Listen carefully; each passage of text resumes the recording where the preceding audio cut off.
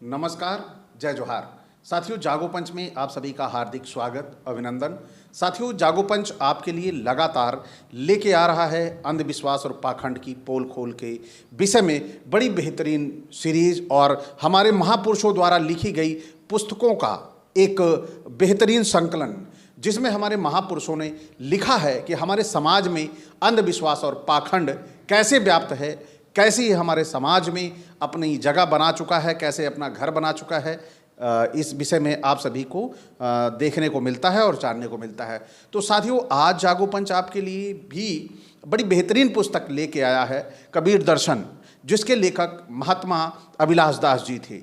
और उन्होंने कबीर जी के जीवन पर जो अपना ये चित्रण किया है कबीर जी के बारे में, वह सुनकर आप सभी को बड़ा ही सुखद प्रतीत होगा, क्योंकि हमें मालूम होगा कि कबीर जी किस प्रकार समाज में व्याप्त अंधविश्वास और पाखंड का विरोध करते थे कि वह हमारे समाज पर जबरन थोपा जाने वाला एक असामाजिक कार्य है। तो साथियों, आइए चलते हैं पुस्तक की ओर, जहाँ पर उन्होंने लिखा है, देव चरित्र सुनो हो भाई।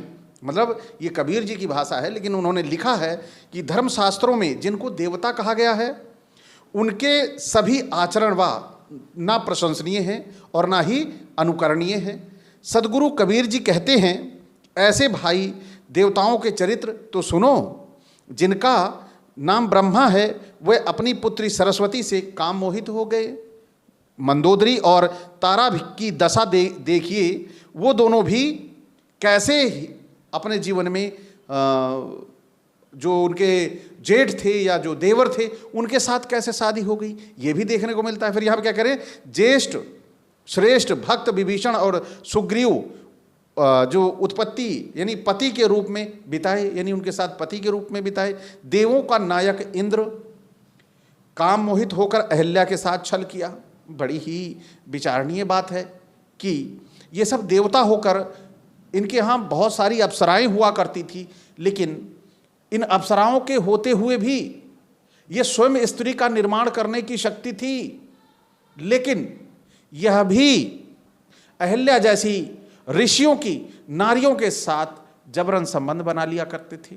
क्या ये देवता की श्रेणी में रखने वाले हैं, या इन देवताओं के ऊपर, यदि ये देवता हैं तो क्या इन देवताओं के बारे में इन पुस्तकों में गलत लिखा गया है? आखिर यह हमें कहाँ से इसके बारे में सच्चाई जानकारी मिलेगी? ये सच्चाई जानकारी हमारे विवेक के द्वारा मिलेगी, ज्ञान के द्वारा मिलेगी कि यदि देवता है तो वह स्वयं निर्माण कर लेगा, वह किसी नारी को हाथ नहीं लगाएगा, और यदि वह किसी नारी के साथ छल से संबंध बना रहा है तो वह छलिया है, वह एक दोषी व्यक्ति है, अपराधी व्यक्ति है, वह देवता कदापि नहीं हो सकता।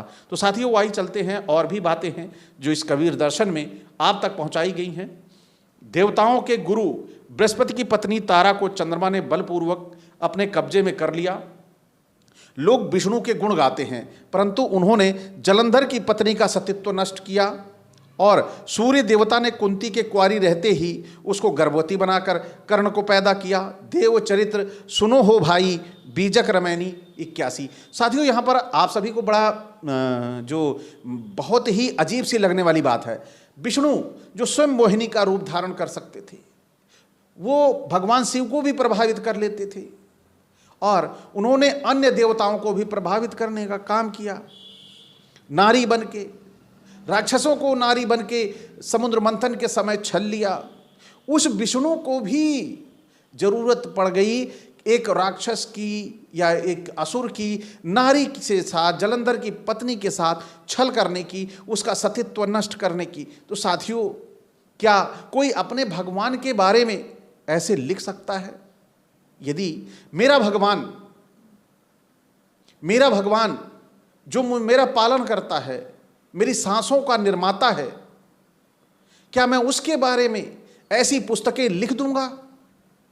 और मेरा भगवान क्या मेरे सामने आके ऐसे छल करेगा, ऐसे कुकर्म करेगा कि मैं उसके बारे में किताब लिख डालूंगा?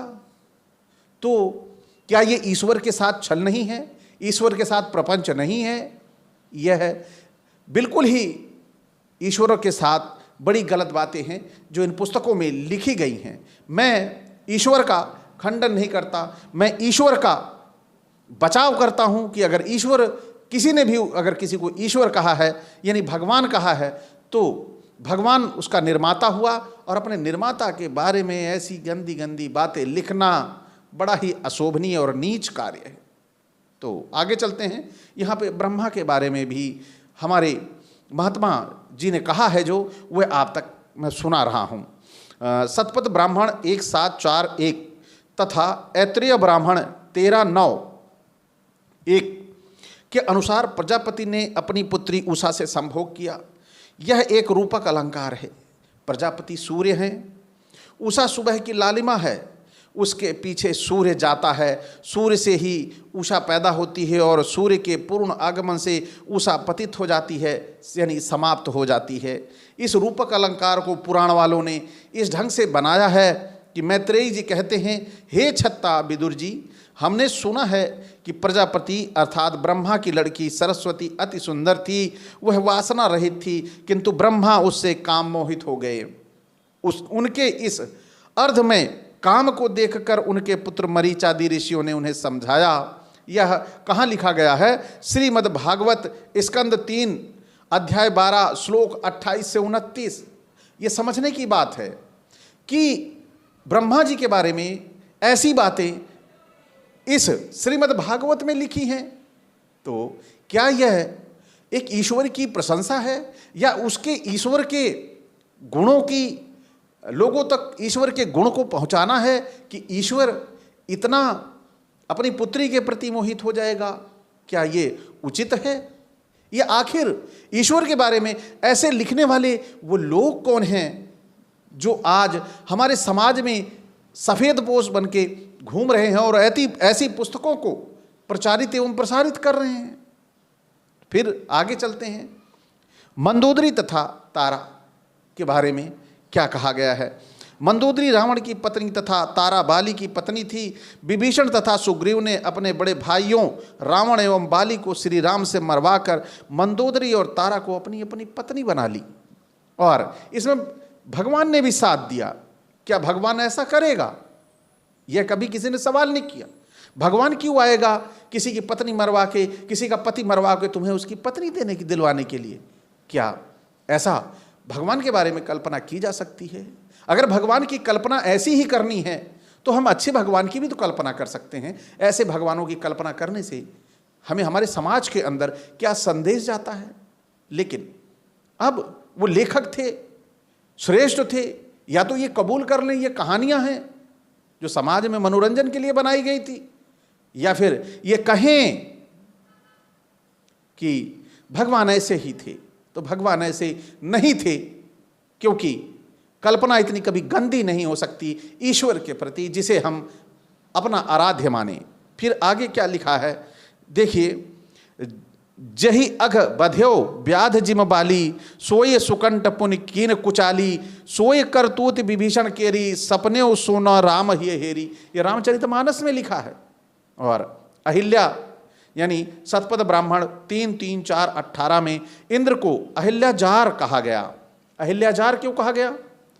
अहिल्याजार मीन्स जार, जो जार का काम करे, जारता का काम करे, यानी चरित्रहीनता का काम करे, तो उसे जार कर्म कहा जाता है। अब यहां पर क्या कहा गया है? कुमारिल तथा स्वामी दयानंद सरस्वती आदि विद्वान अहिल्या का अर्थ रात लगाते हैं। इसमें अह दिन, ल्या माने लीन मतलब समाप्त रहता है। इंद्र का अर्थ सूर्य है। जार कहते हैं जीर्ण, अंतर्धान एवं समस्त समाप्त करने वाले को। गौतम अहिल्या का पति है। इसका अर्थ है चंद्रमा रात का नायक है। चंद्रमा को यह गौतम तेज चलने वाला कहा गया है।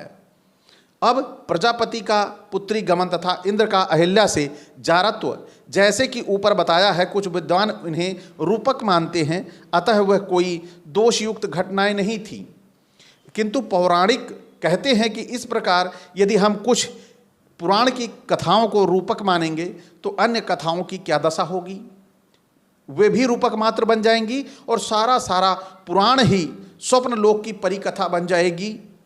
अतः पौराणिकों के ख्याल से इसमें कुछ रूपक नहीं, सभी घटी घटनाएं हैं। तो साथियों, जो हमारे लेखक हैं, कुछ लेखक ऐसे हुए हैं, जैसे हमारे लेखक थे स्वामी दयानंद सरस्वती, और जो दूसरे लेखक थे उन्होंने कहा कि यह जो रूपक है, रूपक का इस्तेमाल करके ये कहानियाँ लिखी गई हैं। लेकिन साथियों, अगर यह रूपक होता, यानी रूपक अलंकार होता, तो क्या रूपक अलंकार में किसी के बच्चे हो जाते हैं? रूपक अलंकार इस्तेमाल करने से क्या किसी का शारीरिक संबंध बन जाता है? या रूपक अलंकार का इस्तेमाल करने से क्या किसी में युद्ध भी होता है? ये सारी चीज़ें हमारे समाज में प्रसारित हैं और इसके बड़े बड़े उदाहरण हैं। जैसे महाभारत, वाल्मीकि रामायण आदि में अहिल्या को गौतम की पत्नी माना गया है तथा इंद्र उससे जार कर्म करता है। वाल्मीकि रामायण बालकांड के 48 से 49वें सर्ग में अहिल्या की विस्तृत कहानी लिखी गई है। वहाँ लिखा है, गौतम की अनुपस्थिति में इंद्र अहिल्या के पास जाता है। अहिल्या भी इंद्र जैसे बड़े देवता को अपनी ओर आकर्षित देखकर खुश होती है। अब फिर देखिए, अब चंद्रमा की कहानी आ जाती है। यहाँ इंद्र और ये सब रूपक था। अब यहाँ पर जो कहानी लिखी गई है वह कहानी देखिए। चंद्रमा महर्षि अत्रि के पुत्र हैं और अत्रि ब्रह्मा के। अब यहाँ पर सोचिए, ब्रह्मा का बेटा अत्रि क्या रूपक हो सकता है? और चंद्रमा वहाँ रूपक हो गया। जब ये कहानी लिखी गई है तो इसे रूपक कह के उस पर पर्दा डालने का भी काम हमारे समाज के लेखकों ने किया है। इसे आध्यात्मिकता से जोड़ देंगे, ये सच्चाई फिर नहीं होगी। जब ऐसे कह दो कि चंद्रमा नीचे पृथ्वी पर आकर क्या राजसूय यज्ञ करेगा, क्या वह अपने गुरु की पत्नी को लेके भाग जाएगा, तो इसके विषय में भी वो इसे आध्यात्मिकता की बात बताएंगे। लेकिन यहाँ पर चंद्रमा के कुकर्मों को गलत नहीं बताएंगे। तो यही हमें समझना है कि हमारे समाज में वो कौन से लोग हैं जो ईश्वर को गलत कहकर, ईश्वर के बारे में गलत प्रसारित कर कर भी हमारे बीच में माननीय, सम्माननीय और अपने आप को श्रेष्ठ जाति में पैदा भी बता लेते हैं और हम उन्हें सहर्ष अपनाकर चरण वंदन भी करते हैं। हमें उन्हीं को पहचानना है। हमें हमारी किसी से दुश्मनी नहीं है। हमारी समाज में हम जो गलत भ्रांतियां लाई गई हैं, ईश्वर के ऊपर जो आक्षेप लगाए गए हैं, या तो आप उसे ईश्वर ना कहो, और जब ईश्वर कह रहे हो तो उसके चरित्र के बारे में थोड़ी तो शुद्धता रखो मेरे भाई, तभी जाकर हम समझ पाएंगे। वरना ईश्वर के द्वारा किए गए कार्यों को फिर हम भी समर्थन करने लगेंगे कि जैसे चंद्रमा अपने गुरु की पत्नी लेके भाग गया, इसी तरह कोई अपनी गुरु की पत्नी भाग के लेके जाएगा और एक बच्चा पैदा करके दे जाएगा। तो क्या आज हमारे समाज में ऐसा स्वीकार्य है? या जो ये सेठ जाति के श्रेष्ठ लोग हैं, क्या ऐसा स्वीकार करेंगे? नहीं स्वीकार करेंगे, क्योंकि यह सरासर गलत है, अन्याय है। तो साथियों, यही चीजें हमें इनकी पुस्तकों से पढ़ के सीखनी है कि यह गलत लिखा है, हमारे समाज में ये गलत प्रचारित है। तो आगे चलते हैं, फिर क्या हो रहा है देखिए। अब चंद्रमा ने राजसूय यज्ञ किया पृथ्वी पर आकर।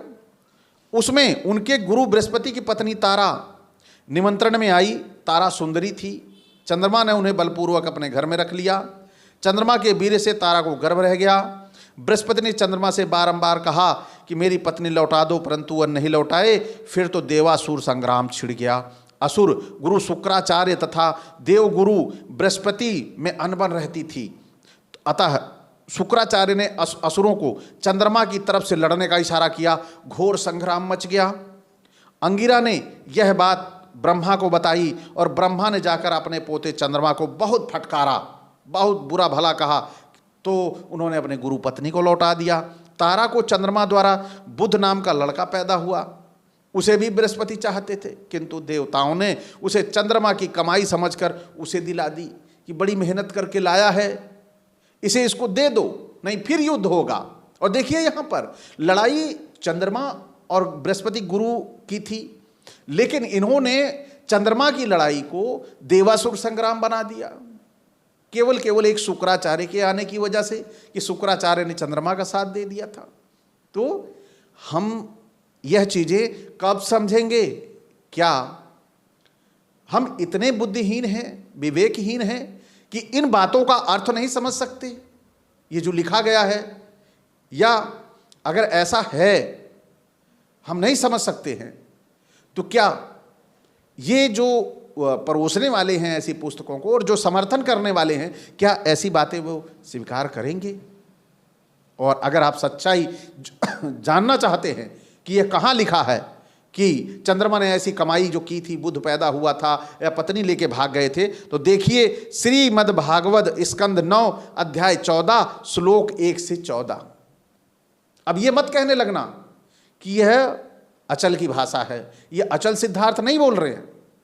अचल सिद्धार्थ केवल इतना कह रहे हैं कि अगर कोई भगवान है तो कैसे? भासे भूमि, जैसे भूमि से हमें अन्न प्राप्त होता है ना, और गगन से हमें बहुत सारी चीज़ें प्राप्त हो जाती हैं, पूरा बारिश, और गगन से हमें पूरा ऑक्सीजन, ये सब वायु, इसी तरह नीर है। तो भगवान से हमें जिस तरह सभी प्राप्त होते, जैसे सूर्य है, सूर्य से रोशनी एक सबको बराबर मिलती है, वैसे ईश्वर भी अगर है तो वह सबको बराबर देखेगा, किसी को छोटा बड़ा ऊंचा नीचा नहीं देखेगा। यह पूरी तरह से स्पष्ट है। तो आज का यह भाग जो आप सभी ने देखा सुना, देवचरित्र सुनो हो भाई कबीर दर्शन से, यह आपको कैसा लगा?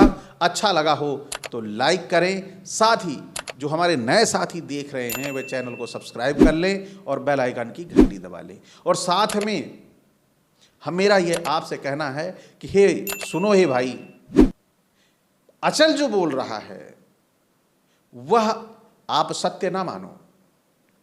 ये जो कबीर दर्शन पुस्तक है यह आप खरीदो, या फिर मैंने बीच बीच में श्रीमद् भागवत की बात की है, उसके स्कंदों की बात की है कि ये 9 स्कंद में था, फला श्लोक था, उसको भी पढ़ने का काम करिए। जब आप उसे पढ़ेंगे तो निश्चित तौर पर आपको मालूम होगा कि ईश्वर के बारे में ऐसा क्यों लिखा गया है। और जब आप इसको जान लेंगे तो आपको लगेगा कि जागो पंच बहुत अच्छा काम कर रहा है। तो साथियों, आपसे इसी के साथ मैं विदा चाहता हूं।